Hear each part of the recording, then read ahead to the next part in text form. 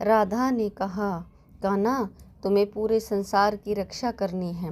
कृष्ण की आंखों में आंसू आ गए। राधे, मेरा सबसे बड़ा दुख यही है कि मैं तुमसे विवाह नहीं कर सकता, लेकिन यह जान लो कि मैं तुम्हारे बिना अधूरा हूँ। राधा के बिना कृष्ण का कोई अस्तित्व नहीं है। राधा ने मुस्कुराते हुए कहा, कान्हा, प्रेम केवल विवाह में नहीं बंधता। हमारा प्रेम इससे कहीं महान है। यह शरीर का नहीं, आत्मा का प्रेम है। वो दिन आ ही गया जिसका डर था। श्री कृष्ण को मथुरा जाना था।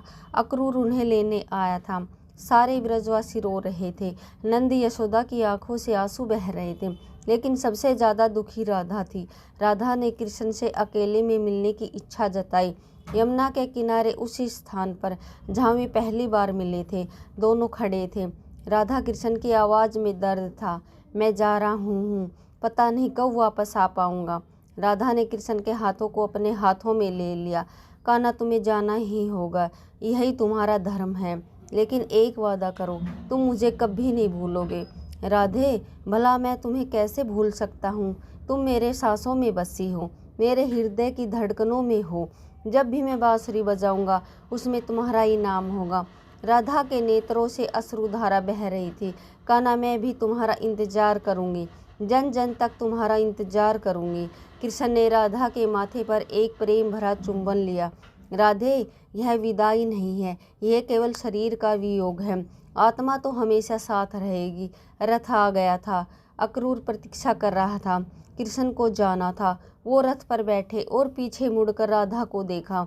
राधा वहीं खड़ी थी, हाथ हिला रही थी। रथ चल पड़ा। धीरे धीरे ब्रजभूमि छूटती जा रही थी। कृष्ण के नेत्रों से आंसू बह रहे थे। वह जानते थे कि यह अंतिम विदाई है। मथुरा पहुंचकर कृष्ण ने कंस का वध किया, उग्रसेन को राजगद्दी पर बिठाया, लेकिन उनका मन हमेशा राधा की याद में डूबा रहता था।